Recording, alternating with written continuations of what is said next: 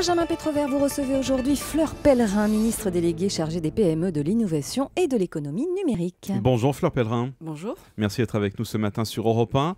On entend deux types de réactions depuis les révélations cette semaine sur les écoutes pratiquées par la NSA. Faites-vous partie de ceux qui disent c'est un scandale ou ceux qui répondent c'est normal, tout le monde espionne tout le monde?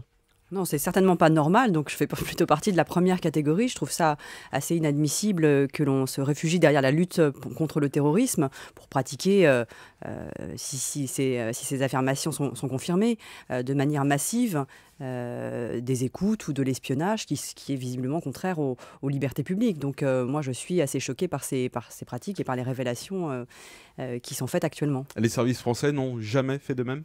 Non, mais c'est pas la question, si vous voulez, aujourd'hui. C'est ma question. Oui, je sais bien que c'est votre question. Si on s'indigne sur l'attitude menée par les États-Unis, est-ce que nous faisons de même ou alors nous n'avons jamais fait ce genre de pratique? Encore une fois, il peut y avoir des pratiques qui sont liées à la lutte contre le terrorisme ou à la défense des intérêts souverains des États. Et ça, je ne vais pas m'étendre sur ce sujet. Mais là, ce n'est pas du tout ça qui est en cause. Ce qui est en cause, c'est l'utilisation des réseaux sociaux, l'utilisation de moteurs de recherche, l'utilisation massive d'entreprises qui sont aujourd'hui des passages obligés pour l'ensemble des gens qui veulent avoir accès à des informations sur Internet, pour acheter des chambres d'hôtel, pour préparer un voyage, pour faire du shopping en ligne. Et donc, l'espionnage massif de concitoyens qui n'ont absolument rien à voir ou qui ne sont pas soupçonnables d'être liés à des activités terroristes ou illégales, c'est ça qui est très choquant aujourd'hui. Et je pense que ça pose bien la question de savoir ce qu'on doit mettre derrière le concept de souveraineté numérique en France et puis plus largement en Europe. Quelle réponse peut-on y apporter, Fleur Pellerin? L'Allemagne et le Brésil travaillent actuellement à la préparation d'une résolution à l'ONU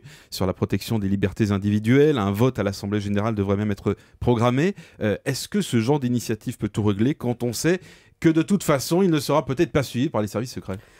Oui, ce sont des déclarations d'intention qui ne font pas de mal, mais qui ne règlent certainement pas tout. Nous avons pris l'initiative, nous, avec les Allemands aussi, pour mettre en place un groupe de travail et réfléchir à une charte de bonne conduite dans le secteur du renseignement, pour justement fixer les limites à ne pas dépasser en la matière et faire en sorte que tout le monde s'y conforme. Ouais. Mais je suis d'accord avec vous. De code de bonne conduite, c'est pas un tout petit peu naïf? C'est pas naïf, je pense que ça fixe bien aussi, les limites dans les cadres, les limites dans lesquelles doit s'inscrire ce type d'activité.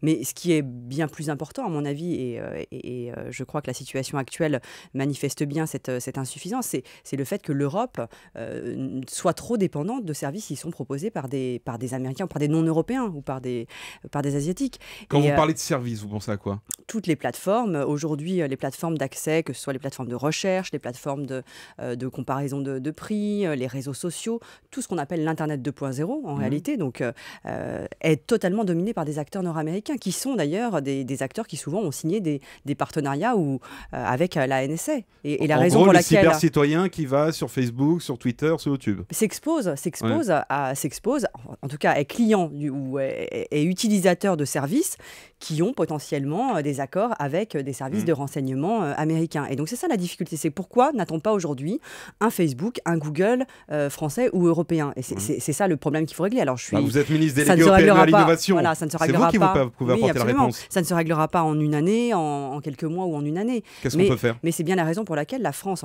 j'ai souhaité que la France soit particulièrement proactive dans le cadre européen, lors du Conseil européen qui a eu lieu hier et avant-hier et dans lequel le président de la République a vraiment poussé une position très forte française en faveur de la construction d'une Europe du numérique. Donc il ne sert à rien de dire, de se plaindre d'avoir raté les premières révolutions, les premières innovations. Je crois qu'aujourd'hui, il faut qu'on se mette en ordre de marche pour créer l'Europe du numérique, c'est-à-dire créer les bonnes conditions. YouTube français, on va créer un Facebook français. Il ne faut pas rejouer des batailles perdues. La bataille est déjà gagnée. Voilà, il faut pas, ou perdu en ce qui nous concerne. Ouais. Donc il ne faut pas rejouer des batailles qui sont perdues, ça ne sert à absolument à rien. Ce qu'il faut, c'est anticiper les prochaines batailles. Et on sait bien que aujourd'hui, donc c'est vrai que les acteurs dominants sont ceux qui sont sur les plateformes, sur les plateformes de vidéos, etc.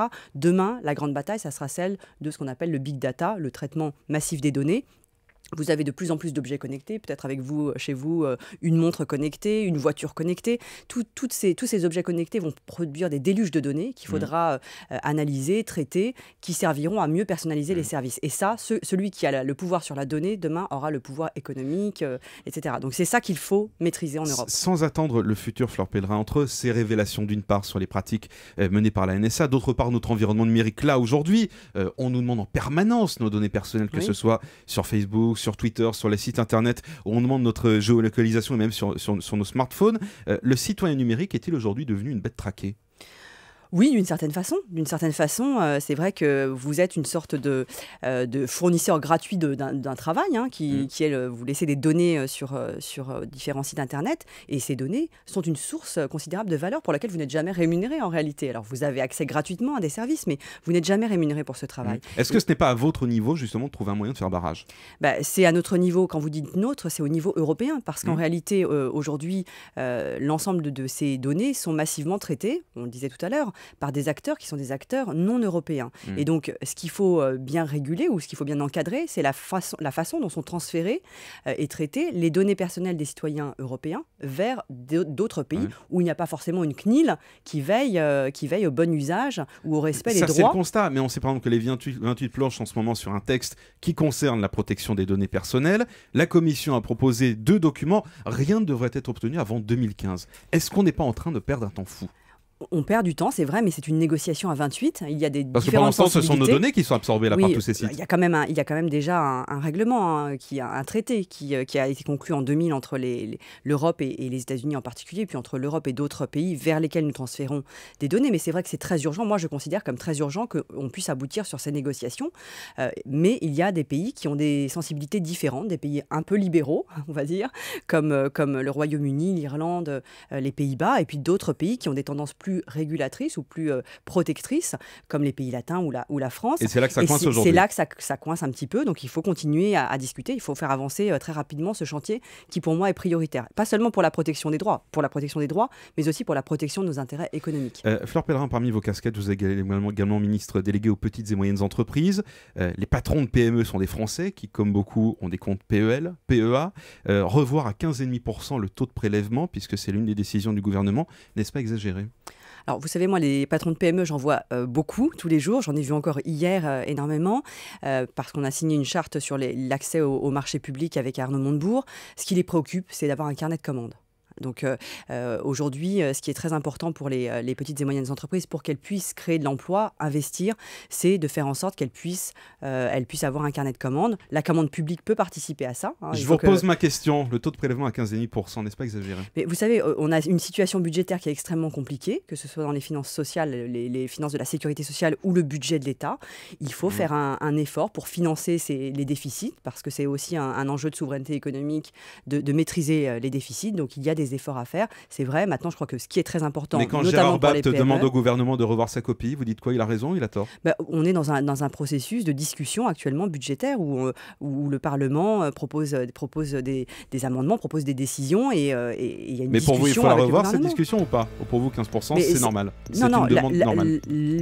La discussion autour du projet de loi de finances ou du projet de loi de financement de la sécurité sociale, c'est une discussion. Donc il faut avoir une discussion. Le Parlement représente la nation, donc c'est normal qu'il puisse y avoir des suggestions qui soient faites et qu'elles soient examinées. Même au sein du et camp discutées. socialiste. Bien sûr. Merci Fleur Pellerin d'avoir été avec nous ce matin sur Europe 1, ministre délégué aux PME, à l'innovation et à l'économie numérique.